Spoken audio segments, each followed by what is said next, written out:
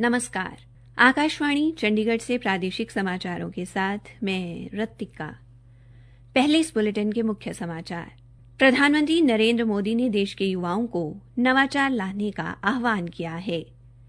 उन्होंने कहा कि कोविड-19 का खतरा टल जाने के बाद प्रौद्योगिकी बड़ी भूमिका निभाएगी।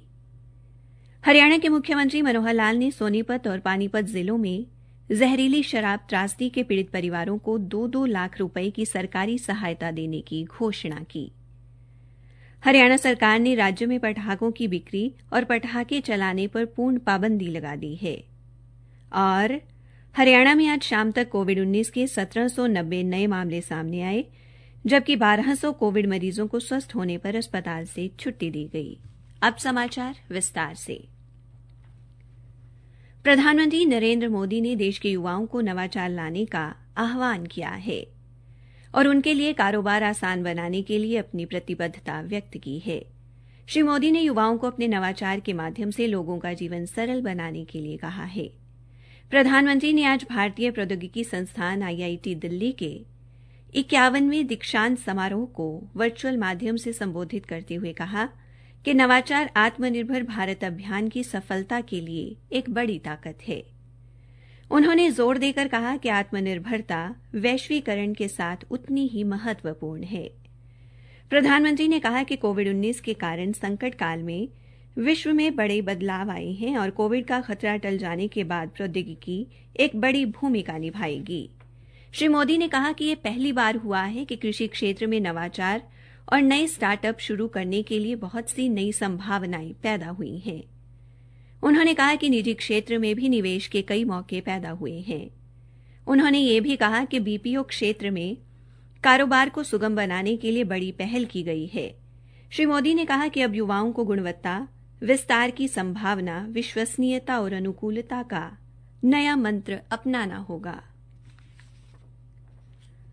हरियाणा के मुख्यमंत्री मनोहर लाल ने सोनीपत और पानीपत जिलों में जहरीली शराब पीने के कारण हुई लोगों की मृत्यु पर दुख प्रकट करते हुए पीड़ित परिवारों को 2-2 लाख रुपए की सरकारी सहायता देने की घोषणा की है।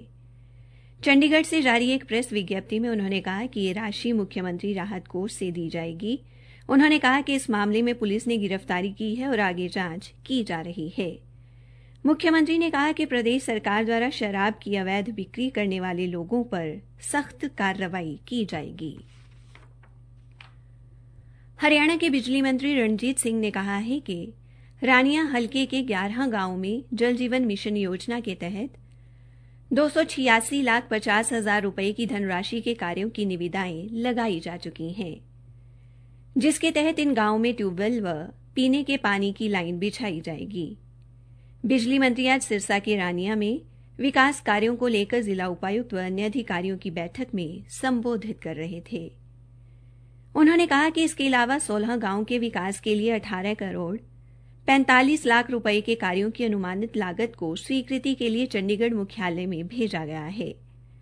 उन्होंने बताया कि हलके के 8 अन्य गांवों में नया वाटर वर्क्स बनाने व उनके नवीनीकरण के लिए 8.5 करोड़ के कार्यों की स्वीकृति मिल चुकी है। इस योजना के तहत गांव दरिया बुखारा खेड़ा में एक नया वाटर वर्क्स बनाया जाएगा।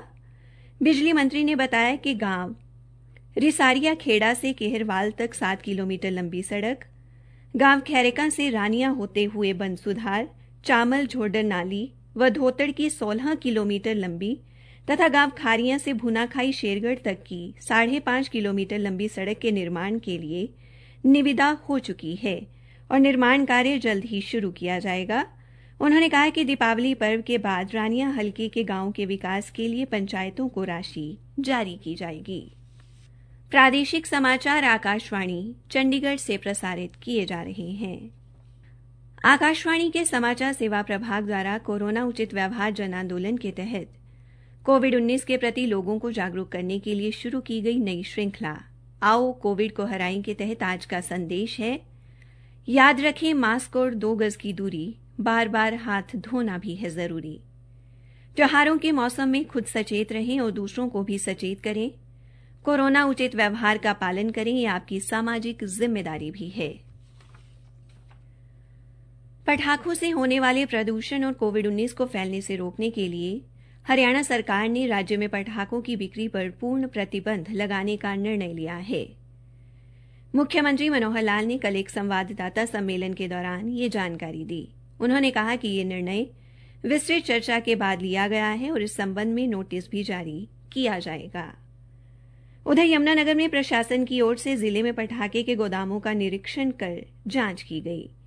जगाधरी के एसडीएम दर्शन सिंह ने बताया कि गोदाम संचालकों को प्रदेश सरकार द्वारा पटाखों पर लगाई गई पाबंदी के आदेशों का सख्ती से पालन करने के निर्देश दिए गए हैं। हरियाणा में आज शाम तक कोविड-19 के 1790 नए मामले सामने आए हैं, जबकि 1200 कोविड मरीजों को स्वस्थ होने पर अस्पताल से छुट्टी दी गई है। विभिन्न जिलों से हमारे संवाददाताओं से मिली जानकारी के अनुसार पंचकूला जिले में आज 77, अंबाला जिले में 26, फरीदाबाद जिले में 421, यमुनानगर जिले में 9, सिरसा जिले में 80 और पलवल जिले में 43 लोगों में कोविड संक्रमण की पुष्टि हुई है। जबकि फरीदाबाद जिले में 262, यमुनानगर जिले में 11, अंबाला जिले में 27, पंचकूला जिले में 34, सिरसा जिले में 94 और पलवल में 22 कोविड मरीजों को स्वस्थ होने पर छुट्टी दी गई है। आज फरीदाबाद में 2 और भिवानी व सिरसा में 1-1 कोविड मरीज की मृत्यु भी हुई है। हरियाणा में आज कैंसर के बारे में लोगों को जागरूक करने के लिए विभिन्न स्थानों पर कार्यक्रमों का आयोजन किया गया। इस दौरान लोगों को कैंसर के लक्षणों और इससे बचाव संबंधी जानकारी दी गई। अंबाला से हमारे संवाददाता ने बताया कि अंबाला छावनी के नागरिक अस्पताल में एक जागरूकता कार्यक्रम आयोजित किया गया। इस दौरान लोगों को बताया गया कि अगर समय रहते जांच करवाई जाए तो कैंसर का इलाज संभव है। इसी तरह सिरसा के नागरिक अस्पताल में भी एक कार्यक्रम का आयोजन किया गया। इस मौके पर कैंसर के मरीजों की जांच की गई। हथीन के विधायक प्रवीण डागर ने पलवल के गांव झांडा से सिरौली तक लगभग 2 किलोमीटर लंबी सड़क के निर्माण कार्य का शुभारंभ किया। यह सड़क हरियाणा राज्य कृषि विपणन बोर्ड द्वारा 70 लाख रुपए की लागत से बनाई जाएगी। इस मौके पर विधायक प्रवीण डागर ने कहा कि मुख्यमंत्री ने प्रगति रैली के दौरान हथीन क्षेत्र में 15 करोड़ रुपए लोक निर्माण विभाग व 4 करोड़ रुपए की राशि हरियाणा राज्य कृषि विपणन बोर्ड की नई सड़कों के निर्माण हेतु मंजूर की थी।